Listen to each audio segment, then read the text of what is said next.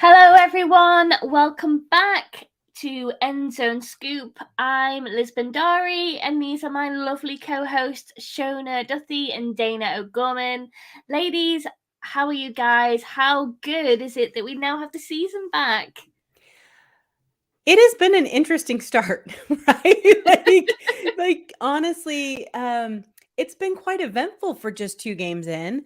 It feels really good. I'm excited to watch all these different teams and to kind of see the growth of some players and the regression of some players. But it just feels normal again to have your Sundays filled with football.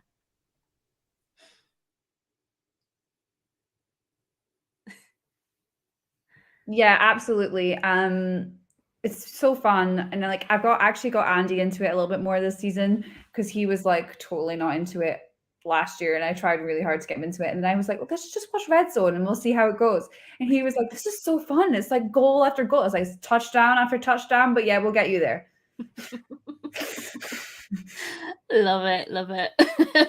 So today we're going to be discussing the season so far. I know we're only 2 weeks in, but it's been quite eventful, including the amazing moments that we've seen, and then also going into basically the absolute flops that we've seen too. However, I think it's really kind of key that we start off the show talking about the injury that we saw for Trey Lance at the weekend. Sadly, yes, it is season ending. So, yesterday, the Niners released a statement. He underwent successful surgery on his injured right ankle. The surgery is basically to repair 2 injuries, so a fractured fibula and a ligament disruption. And I'm sure Danny, you might, and Shona can probably explain that more than I would ever be able to. But ultimately, he should recover in time for a full return back in 2023 season. Now, I think that's a huge shame that it's happened, especially because this was dubbed the year of Trey Lance. And it sort of had me thinking, like, are we going to see him play again for the 49ers or any other team? Or is it more likely that someone else is going to get chosen kind of ahead of him? I still think they very much believe in Trey Lance. Like I think they went all in for him last year. And they made it clear that Jimmy G was going to be the backup this season unless he got traded to somewhere else. So his injury was an ankle fracture, Liz. So it's you're to be as that bone in your ankle. It is quite a bad break if you do it. And yeah, it's obviously a brutal end to his season. He's still a young guy. He did really well in the game to start with, and then obviously Jimmy G came in, and then the full on love him for Jimmy G came about, which I was not expecting to see on Twitter on Sunday. I really was not in the mood for it. And I love Dana's eye roll there because she's feeling my pain. Yeah. Obviously, Jimmy G will be looking to rework his contract to remain with the Niners. But that's a very good question that one of our listeners has just asked us. It is a long time without football. You're absolutely correct, but I think they do believe in him, and maybe they do go for another quarterback in the draft next year. But I think the Niners are going to do okay this season. That they won't need to be like rushing to maybe pick someone else for next year. I think obviously it is quite not great for him, and he's such a young age, and you don't want to have that big injury at the start of a season. But I think he'll start the rehab process, and I think he will recover and completely have a full return in the 2023 season. This whole situation is pretty fascinating if you think about it, because there was all the offseason drama with Jimmy Garoppolo. No one wanted to trade for him. No one was interested in picking him up. And yet the 49ers all along, even though we know there were behind the scenes conversations that they were, looking for someone as a trade partner, they kept insisting at the same time that Jimmy G was not going anywhere. It was illogical and didn't make sense. This is exactly the reason that they kept Jimmy Garoppolo, that they reworked his contract, to which is so much less than it would have been even if he had been a backup and they hadn't been able to do that. And so what's interesting to me now is, what does this mean for Jimmy Garoppolo? Trey Lance will be fine. The 49ers gave away 3 first-round picks for him. He is going to play for them next year. This is not someone they're going to dump. what's sad is that it's going to hinder his development. And that's the sad part of it, truly, because we don't have a clue if this kid is any good because he's never been able to play. And they didn't let him play because they had Jimmy, then they fixed that, and now he's injured. And ankle injuries, I've had 2 ankle surgeries. I've broken the same ankle 5 times. It sucks. It's never the same again. But for an athlete of his caliber, it is not going to hinder him that much. He will be fine next year. So here's the interesting thing. This actually changes the focus more to Jimmy Garoppolo's future. Not Trey Lance's future, but Jimmy's future. And I think that why that does that is because if he balls out or even plays like he did last year, I mean, we can't forget they went to the NFC Championship last year, right? And so if he is able to play like that, the tone of the way people Jimmy G change or think of him, especially other teams, may change. He may play this year into a starting role somewhere else next year. And I think that that is going to be the important part. Shoni, you're right. Twitter was crazy because there were so many people, oh, this team is so much better with Jimmy Garoppolo. Trey Lance was never. I'm sorry. You're the same people who were singing Trey's praises last week. Make up your mind. And I know that it's hard. You have to adjust and you have to, spin it to stay positive for your team. But at the same time, I think that it's really important to know that as bad as this is for Trey, this is just as good for Jimmy going forward in the future. It's going to be really interesting to see, depending on how the season goes, how he is perceived at the end of the season. Yeah, I mean, you're totally right. They were like, oh, this team is so much better. We've got Jimmy G back and look how pretty he is and all this nonsense. I'm like, yeah, the guy's good looking. That doesn't make him a good football player. And the thing is, I've always found he is good. He's just not what the 49ers are after. They're wanting somebody like exceptional to get him to that Super Bowl. And he doesn't have that final drive, that final thing that they need. But I think, yeah, it'll be very interesting to see what happens with him because obviously he's going to be playing at the starter position for the rest of the season. And I'm really curious to find out what's going to happen with him next season. One thing to keep an eye on though, is that what happens if he gets injured? Because it's not like he has this stellar injury history. Oh. He has a tendency to get injured too. If he gets injured, 49ers they're in trouble. And that's too bad because that defense is fantastic and deserves all the praise it's getting. But now their insurance policy has been pulled. There's no one behind him. Which almost makes you think, well, okay, if that did happen, who would they bring in? I mean, they have a backup on, I can't remember his name, Bryce something, I think, is his backup. Brock Purdy. Thank you very much. I knew it was something along those lines. But they don't have an option. Yeah, there's a couple quarterbacks sitting out there. Are they going to bring Colin Kaepernick back? Hell no, they're not going to bring. But, I'm just saying that, not that they should. I think they should. I want that to not be misconstrued. I really think that they should. But at the same time, they in the second week of the season had to use their insurance policy, and that could be a little frightening for this team. Definitely. Now we have seen 2 weeks of NFL action now. Is the season going kind of how you pictured it, and what have been like the most, I suppose, impressive moments for me to have beaten Russell Wilson? And I specify Russell Wilson, not the Broncos, purely Russell Wilson. That's all that matters to me. We beat him in the first game. That felt good. And then the pettiness of the Seahawks social media, that was like right up my street. I love all things petty. But yeah, I mean, fresh kind of off the back of week 2, it was awesome to see the Jets beat the Browns. The game between Ravens and Miami was like amazing to watch. And then this morning, for us, certainly, maybe not for you, Dana, but to wake up and see that result, see that Bills absolutely dominated the Titans game, that was something else. So yeah, I've loved watching it, and I think it's been an incredible first 2 weeks. How have you guys found it? Dana, I'll start with you. Bizarre. Is that a good word? It's been so strange because and we're going to talk about this a little bit later in the show, but the beginning of the season, it never really truly tells you who a team is. And I'll explain that thought later as we get into it later. But what was interesting to me is the shifts we're seeing, these comebacks, the complete meltdowns. Oh my God, Indianapolis, not a single point against Jacksonville, and nothing against Jacksonville. I thought that they would be markedly better this year than they were last year, but not a single point. That's got to kill Matt Ryan, right? Because he was leaving the Falcons to prove a point, and he's not proving the point, that's for sure. And then the Vikings last night, that complete meltdown after such a good week one. And so I think it's the shifts, it's the pendulum swings that are so confusing right now. And I think that, to be quite honest with you, the most surprising thing for me right now is the way that some of these teams that we didn't expect anything much out of anyway. The Jets, really, I didn't even have a ton of high hopes for Miami. They talked a good game, but I just wasn't really sure that the way they are attacking these teams who are supposedly so much better than they are, and they are just not letting go till the very last second. It's impressive to me.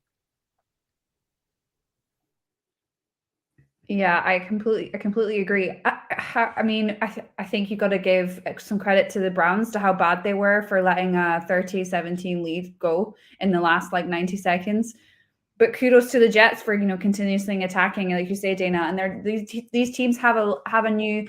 I feel like it's a new spirit. It could just be early on in the season, but it's like they have a never give up sort of attitude. It's not like okay, we're losing, we're just gonna completely capitulate. Even though the Colts scoring no points against the Jaguars, I'm still completely mind boggled by that one. And we are going to go and talk about the Broncos, but they just are not clicking, and it's not what you would expect at all from a team who have Russell Wilson at quarterback. They have good options on offense and defense, and it just doesn't seem to be working for them on either side of the ball. So that was quite a surprise to me. But the Bills, I knew the Bills were going to be good this year. I knew they were going to be good. I knew they were coming in really hot, and they've got they've Von Miller in, and they've done well in the off season, but they are killing it, massively killing it. They're here to be here's what we're going to do. Come try and beat us.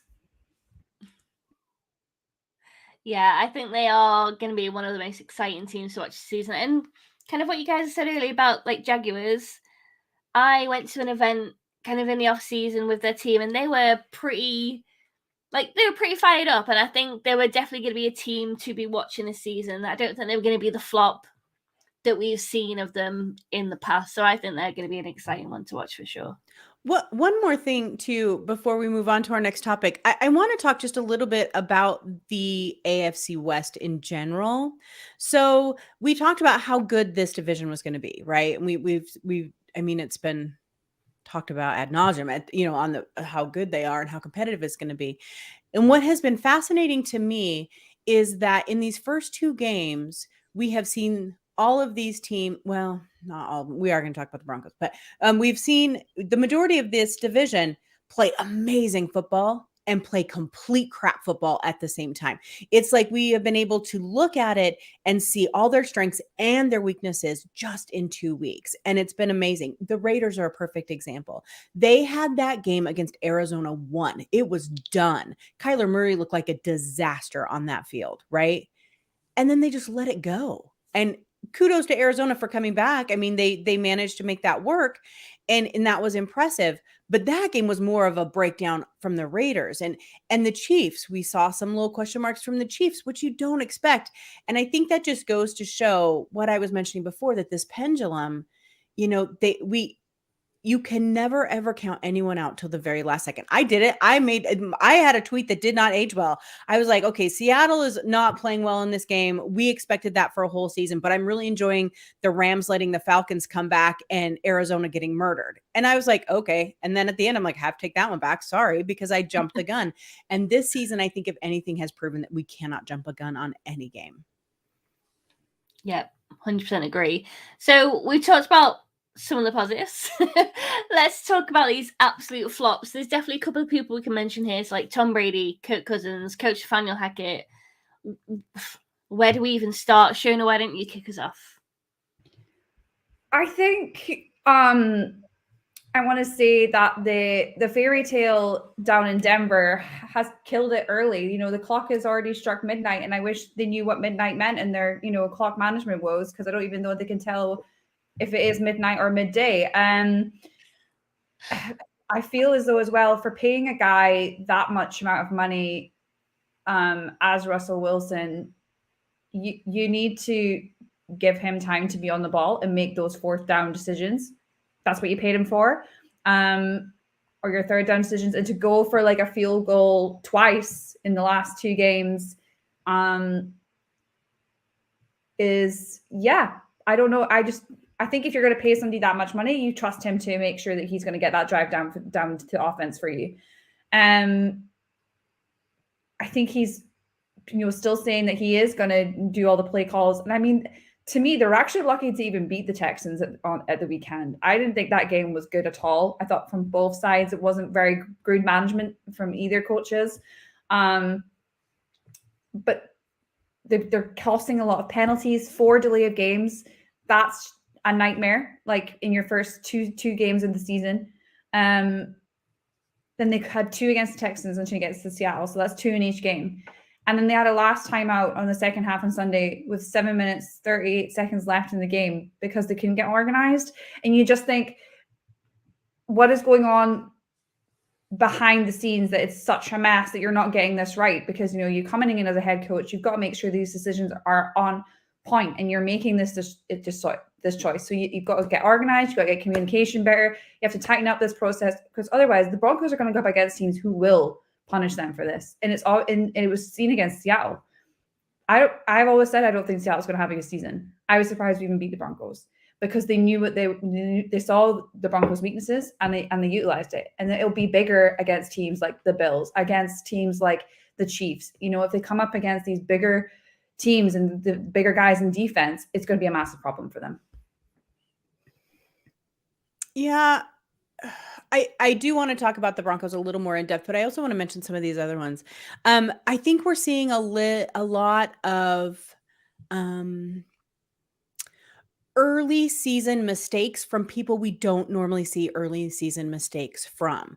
And I'm not trying to bag on Tom Brady, although I'm real pissed because he's the 1 year I take him as my fantasy football quarterback, the dude cannot throw the ball all of a sudden. I think that what we're seeing with Brady is age. God forbid, we mentioned that he's 45 years old. And we're seeing how personal life does interfere with your work life sometimes. We do know that there's a lot going on without them. And then we have to remember with the Bucs, they have had a massive amount of injuries, and they have been just absolutely ravaged on their offensive line. And so I think we need to keep that. Do I think Brady will adjust? Maybe, but we saw that frustration out of him on the sideline. You know, we make fun of Aaron Rodgers all those years because he kept throwing the stupid Surface tablets on the phone. Well, then Brady did it too. And so I think that we're seeing some frustration out of him that we don't normally see, that you expect out of early in the season from other teams. You don't expect it out of him. And I think that's been a little surprising. I will tell you that Kirk Cousins and the Vikings last night, I predicted the Eagles to win that division. I think the Eagles are going to be insanely good. I think that they were a bit overlooked this year because they're the Eagles, right? So, but I think they're going to be very good. Jalen Hurts is really getting into his own, but there was some decision making last night. If you have Justin Jefferson on your team, you use him, right? Like that's how but you know, that's how it should work. But that Eagles just completely overwhelmed him. Is that on Kirk Cousins? Is that on the coaching? I don't know. But this year, that game made me completely rethink. I had them winning their division, especially after week 1. And then to just come in and flop like that was just so surprising. I think the Colts are definitely going to get better as the season goes, but I don't know that they're going to be the team that we thought they were. Back to the Broncos. And I think that the reason that we need to talk about them is because we're seeing a multitude of things here in Denver. One, you have a first-year head coach that came from a system that was run by an offensive-led head coach in Matt LaFleur in Green Bay, and a quarterback who did whatever the hell he wanted in Aaron Rodgers. So how prepared is Nathaniel Hackett for leading an entire team when he probably, and I'm not trying to dig on him, he probably didn't have to do much, right? Like he probably, his job probably wasn't all that complicated. You get Aaron Rodgers, you're like, well, okay, what do you want to do? Right? Like that's his answer. And the funny thing is that we saw that a little bit in preseason. He said that flat out, I'm gonna let Russell Wilson do what he wants to do. Unfortunately, what's happening is he's forgetting about the entire rest of the team. They didn't have a punt returner on the field, you guys. They did not have a punt returner on the field. They're averaging 12 and a half penalties a game. The clock management, their fans had to count down the clock for them. It makes Seahawks fans wonder. All those years we were so pissed at Pete Carroll for not running the clock. Was that on Russell? We're going to have to look at that a little bit. And I think that what they're going to have to do is we might have to give a little grace because Nathaniel Hackett is a first-year coach. We would give a first-year quarterback some room, right, to grow. But unfortunately, you just spent $245 million on a quarterback. That's not going to give you a lot of room. You know what I mean? So I'm not trying to dog on them too much. I think that they'll probably shake out. But I was reading a great article about this that said that what they need to do is they need to give Javonte Williams the ball. They need to let him run the ball. That is going to go against everything Russell Wilson wants. And so I think there could be a little bit of a back and forth, but Nathaniel Hackett is going to have to establish who he is as a coach. And just saying, we paid a really good quarterback and I'm going to let him run the offense is not how you do that. I agree with you. Oh. Yeah. I'm sorry, I was going to say, it's going to be interesting to see how it pans out. That's all. Yeah. Mm-hmm. I was just going to comment on the Brady aspect, Dana. Do you think this is a bit unusual for Tom Brady, and his touchline tantrums are getting notorious, that he's even making it over into the Daily Mail UK, like they're even that interested. But it's because I think of the rumors in the background about what's going on with him and his wife. So do you think that is affecting him on the field, when in previous years he wouldn't have let things outside of football affect him, but maybe it is so now because he did take that time off? I think that's part of it. I don't know if the press coverage bothers him, to be honest with you. Who knows how much he actually pays attention to that. But I think that there could be, and I'm not a psychiatrist, I don't know these things, but I think a couple of things that could be affecting him is, one, I wonder if he's second guessing that decision to not retire. He kind of went out, granted, he didn't go out with a Super Bowl win, but he went out with a Super Bowl win and then another great year that they went deep into the playoffs. What a great time to retire. And I think my opinion is that he probably panicked after he said he was going to retire. And then he's like, oh my God, what am I supposed to do? No, I have to be in football, because that's all he's known, right? And then you add into, so now maybe second guessing that decision. And then you add in the external pressure of family and the internal pressure of the team, who is, supposed to be one of the better teams in the league, and they aren't really playing like that yet. That's a lot. I mean, you guys saw that picture of him at his press conference. He didn't look well, right? Like he did not look healthy. And I know he is insanely healthy. So that's not what I'm saying. I'm just saying that sometimes, there's that great saying from Steel Magnolias, the movie Steel Magnolias. It says time marches on and it marches right across your face. And I think that that's what we're seeing here with him. All of that stress is beginning to show. Now, before we close out, we have got a couple of listener questions. So the first is from Chris Lawton. We've discussed some of this, but then there's definitely more to answer. So 2 weeks in, do you have any way too early reactions to the start of the NFL season? Is 2 weeks enough for the rest of the league to panic about the Bills' juggernaut? And are there any teams that you already worry are looking at a lost season? I think you told me that I was going to answer this one. So yeah. There's this theory. We have this, I have this theory. Actually, a lot of people have this theory. I can't even hold it for myself. That you really don't know who a team is until week 4 to 6, because you have to settle in. If there are new coaches, if there's new players, everyone's got to kind of settle into who they are. So you can't really call who a team is going to be, I mean, some try to do it in the preseason, and that's even more hilarious. But really, you need to wait a month to 6 weeks into a season to really know who a team is. At week 2, I think we have seen, at least this year, the best and the worst of the teams. And so what that does is give you kind of a glimpse. I will tell you that the teams who I thought they were going to be are who they thought to be. And that includes Seattle, Houston, some of these, other teams that just are not going to be that good. I think, and that's okay, you guys, that's okay. The Houston Texans are completely rebuilding. Davis Mills is getting more and more snaps under his belt, and I think that he's going to be a pretty decent quarterback. And so I think that they'll be just fine.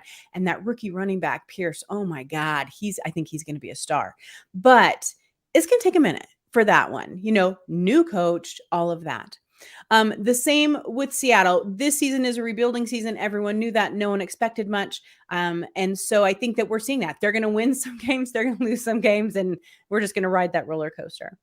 There are a couple of teams that surprised me. I think I mentioned the Colts so far, really surprising. The Giants, they're 2-0. I wrote that team off. I had them last in their division.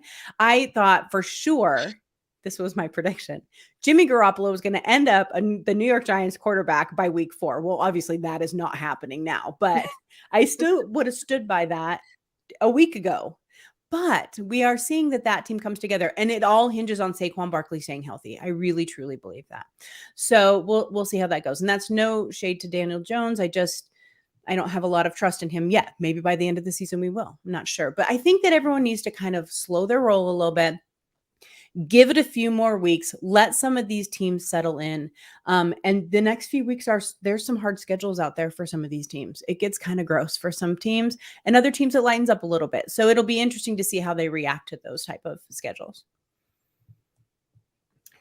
Our second question comes from Gary Thorpe, who is watching us right now and has given lots of great questions. Thanks to Gary. He says, I hate to give it any oxygen, but the backlash against the new ITV show, is it pure misogyny, or do they have a point about Laura Woods? And could they have chosen someone with more NFL knowledge specifically? Now, Shona, I don't know if you've got a view on it, but I'm going to start with my thoughts. I'm going to try and make this so it's not a rant. Can we get a little bit of background, because I don't know about this story? Yeah, there's a new show. So ITV is one of the channels. It's got a new show that features Osi Umenyiora and Jason Bell. So 2 former NFL players, Super Bowl winners even. They've been on our TV for a couple of years and they're amazing. Their chemistry is probably the best in the UK on TV. A new TV has come to ITV, which is another channel, features a female sports presenter who's hosted many different shows, admits she knows nothing about the NFL, and is the host of the show. And that's fine, in my opinion. I've seen a lot of comments over Facebook, Twitter, basically slagging her off for not having knowledge. That's fine. She's a host. You are there to host and ask the right kind of questions, that kind of thing. I'm also seeing a lot of comments about how she's dressing, in that she's dressing super glamorous. And I'm like, well, firstly, what you wear's got nothing to do with it. But secondly, all of the broadcasters in America, the female broadcasters, dress super glamorous. The men all wear suits. This is fine. It doesn't mean anything.